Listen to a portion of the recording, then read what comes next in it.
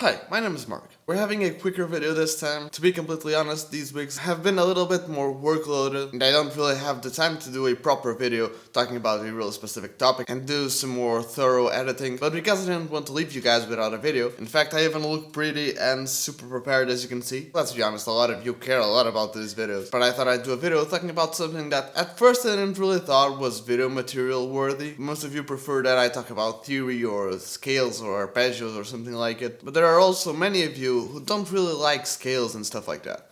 Why do I need to learn scales and why do I need to learn arpeggios and the cage system and all of that stuff? I just want to be able to play some stuff. The problem is I'm pretty much stuck in that pentatonic box position. Why can't I play all over the neck without learning all of that boring stuff? Well, that's what this video is all about. Even though I now know scales and arpeggios and the cage system and all of that stuff, when I started out I didn't really know all of it.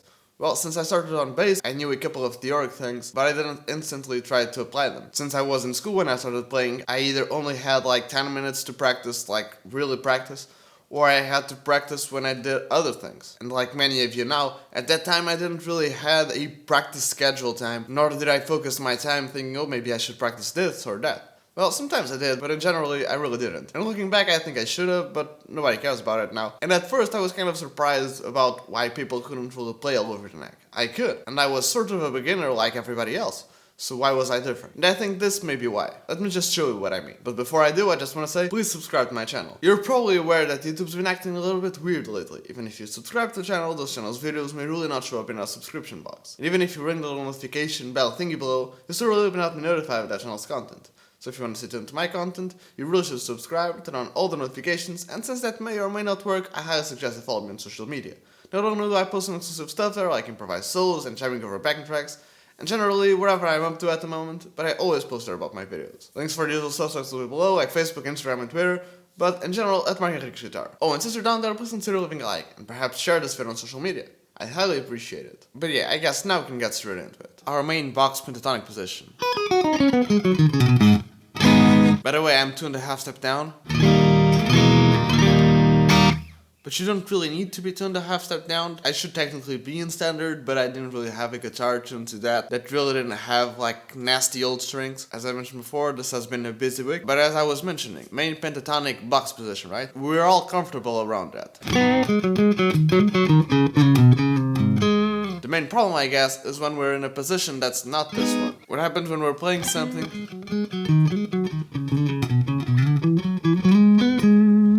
and now we're here? What do we play around this position? Well, many people suggest to learn the cage system, and many people suggest to learn 3 notes per string so that you always know where you are, and you always know which notes to play. There are a lot of methods, and I'm not dissing on any of them. In fact, I ended up learning all of those myself, and I highly suggest you do too. Nowadays I use methods like the 3 notes per string one and the caged one, like all the time. But as I mentioned before, sometimes learning those methods involves some specific practicing. And sometimes you don't really have time for that specific practicing. So what do you do when that's the case and you still want to be able to play anywhere in the neck and don't really feel trapped? This is what I suggest. And before we get to it, I can tell you that the best way to practice this sort of method is by doing it while doing other stuff. Let me explain. When I started playing, when I had some spare time and I wasn't really rehearsing, I would do some other stuff like watching TV or watching anime, but many times I used to have my guitar in my lap and there was always something I needed to practice, whether it was a lick or whatever it was. And I used to be watching anime and be practicing stuff and playing stuff all the time, and I wasn't really thinking about what I was playing and I wasn't really thinking about what I was doing at the time.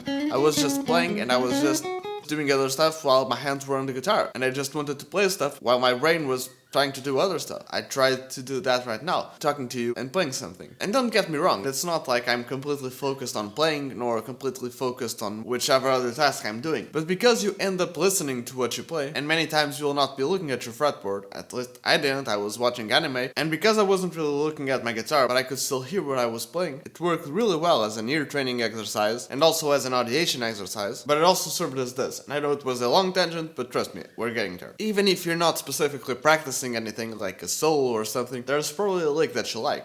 Let's say that you want to play something like... Okay, simple lick. A little bit slower.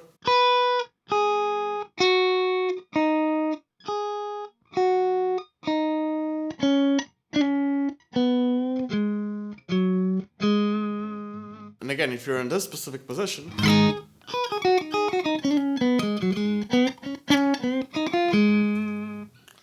it's really easy to play that sort of lick. What happens when you're somewhere around here, like this position?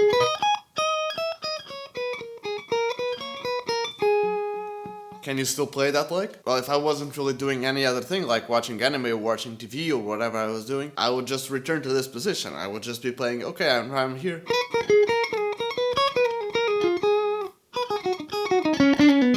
But since I was doing other stuff, many of the times I was more focused on whichever thing I was watching or reacting to, then consciously thinking, I need to move from this position to this. So I would try to play that same lick, but around here. In this case it would turn out to be something like... And it won't sound good the first time you do it. Perhaps you try to play it and instead of going, you'd perhaps instantly go... Then you'd realize, oh wait, I'm not in this position anymore, I'm in this position. And you try to work it out, and it's one of those things that, since this position is good and comfortable to play, generally, unless you really want to grasp other positions, you wouldn't really think to yourself, okay, this lick is cool, but let me try it to play it in this position. Or perhaps in this position. Or perhaps in this position. So now that we're starting to get it, what am I exactly suggesting? Well, next time it's time for you to practice, and you either end up watching YouTube videos or binge some sort of series on a streaming platform, or like me watching anime. You can grab your guitar, still watch whatever you're trying to watch or do whatever you're trying to do, and play guitar while you're doing it. And again, don't really think consciously about, oh, I'm going to try to play a lick in different positions. Just do whatever you want to do in your spare time and let your fingers play whatever they want to play. Even if you end up playing all of your same old licks, because you're not looking at your guitar and you're not thinking about what you need to play, your fingers will encounter something different that you wouldn't play in another situation. And even if you're trying to learn a solo for a gig or something, or you learned a new song and you want to practice it, many times you'll end up bored if you play the same thing all over and over again. Like if you're trying to practice arpeggios and you're like... After a while it gets boring, right? And again, not only in practicing arpeggios with sweeping and all of that stuff, when you're playing something, most of the times you want to be focused on what you're playing, so that you know that you're doing the exact specific mechanic, and you're not hacking it in any way, that you're doing the specific movement slowly and in a controlled way. But if you end up practicing all of these boring things, even though it may not be the specific practicing you need to do, it's still practice, and it's better if you practice like this than not practicing at all. But getting back to the part of playing all over the neck, technically if you watch a lot of anime and a lot of TV or whatever, and you always played guitar while you watched all of that stuff, you would end up doing this thing of discovering new licks and ending up in positions that you wouldn't really end up if you were just playing like you usually do. But if you want to, as I said before, play all over the neck and not really be thinking about arpeggios or scales and whatever, you can, as I mentioned before, consciously think, okay, this is a lick I have. Let's try to play it in another position. What's the first note? Okay, the first note is a C, so let's play it like here. This is a mostly pentatonic lick, and even though when you're playing this lick in this position, you're not consciously thinking, okay, now I'm playing in this position. Next time you end up in this sort of position, even though you didn't really end up practicing this exact position of the pentatonic scale, you'll be sort of familiar with it because you know that, okay, these notes are some of the notes that work.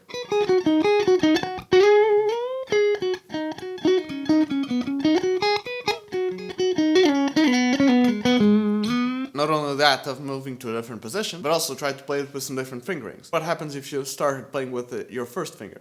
You would have to reach down here to return to your lick, but you can play it in another position, like... Again, this is the sort of thing that happens when you're just playing around and you're not looking at your guitar. You may be unintentionally audiating and end up playing something like...